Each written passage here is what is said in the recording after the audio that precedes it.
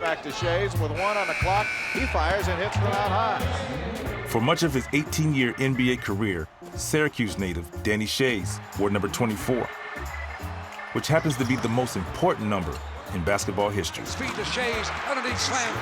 24 seconds. That's the amount of time a team has to advance the ball, run an offense, and let it fly. Shot clock violation. For nearly 70 years, the 24-second shot clock has governed the basketball universe. Malone will have to take the three. Leading to higher scores and more excitement. Shot clock at 1. Steph Curry deep three. He got it! But when the NBA began in 1946, the shot clock did not exist. Back then, the two best teams were the Minneapolis Lakers, led by center George Mikan, and the Syracuse Nationals, led by Danny's father, Dolph Schayes. Dolph Schayes of Syracuse, this former NYU star, has truly become one of the greatest all-around players in the league. He's led the Nationals in scoring ever since joining them 6 years before. The familiar 4 on his jersey has become the number to watch whenever Syracuse is playing. And he's terrific. There it is, guys. The original 24-second shot clock. All right. Man, there's some history right there. Man, good thing I brought you instead of Muggsy Bogues. No kidding.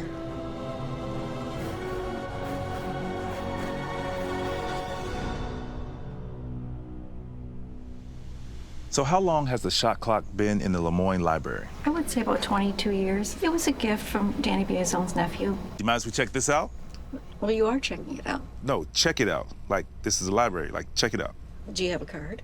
Actually, I do. The right card for this situation. Well, okay. It's due back in 3 weeks. If it's late, the basket doesn't count, and another borrower takes possession. Yeah, we know how it goes. You'll have it back. So, does this thing still work? I don't know.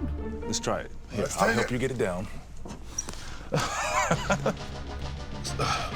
How do you turn this thing on? There you go. Looks like it works. All right, well, let's take it out. Can we go this way? Yeah. This way. Let's do it. Hey, let's go right here. Yeah. All right, let's put this. Let's go this way. Yeah. Watch out for it. Yeah. You think this thing will fit in your car? I don't know, but we can try. All right, let's see. Uh-oh. Let's go. You better hurry. Let's go. I don't think anybody saw us anyway. All right, now we got it. What do we do with it? This belongs in the gym, the Nats gym. Go this way. To Danny and I, there was only one place for the clock. War Memorial Arena, home of the Syracuse Nats from 1951 until 1963. So, Vince, the War Memorial is where the shot clock buzzed its first violation and changed basketball forever. Oh, welcome home. A clock like this surely doesn't deserve to be in a library. No, it belongs in a gym. Right. Unfortunately, it looks like the War Memorial is now a hockey arena. Boy, talk about freezing the ball. Yeah, right. After the shot clock was introduced in 1954, team scoring jumped from 79 points per game to more than 93 points per game. Great play.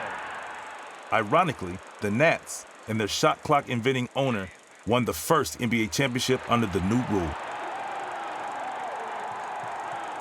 So, Danny, in your opinion, why do you think the shot clock was so important? Well, the shot clock, I think, is actually the greatest innovation in the history of sports. It saved basketball, literally, saved the NBA. Back then, there were 2 rules that were really making the games boring to watch. One, obviously, there was no shot clock, so there's no way to get the ball back if you were behind. But the second rule that people don't really realize is a non-shooting foul was a one-shot foul. You literally got 1 free throw. Right. So if I'm down 10 at half, I was going to foul, because then you only get 1 point, and then I get the ball back. Right.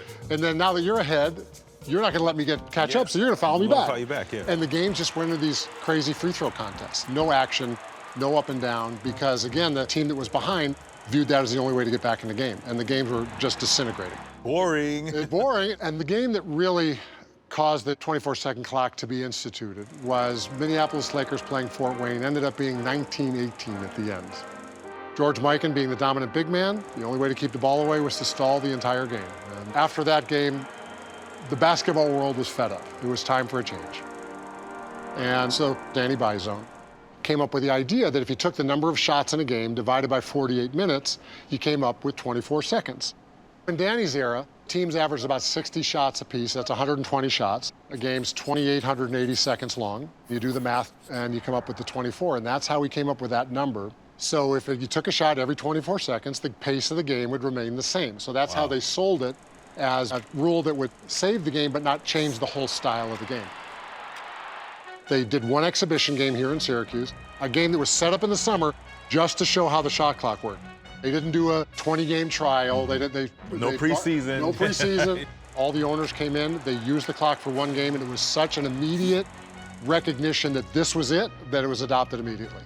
Danny Schayes is now in the Hall of Fame as a contributor, and this beautiful shot clock right here is really what made the NBA. It was such a big deal. I'm very proud that I was actually named after the inventor, Danny Schayes. I wore 24 for most of my career because of that.